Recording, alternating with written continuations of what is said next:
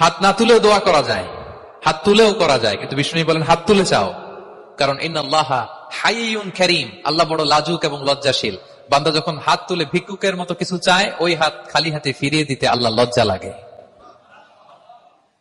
হাত তুলে চাইবেন।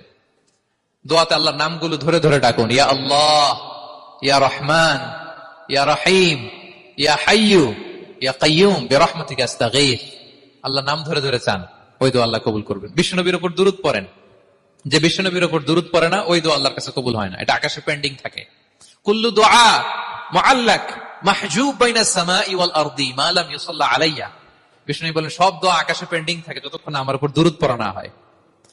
তা আপনি যে বলেন হুজুর আমার দোয়া কবুল হয় না, কেন হয় না বুঝছেন এবার? হ্যাঁ, নবীর উপর দুরূদ পড়েন নাই তো। আল্লাহুম্মা সাল্লি ওয়া সাল্লিম ওয়া বারিক আলাইহি।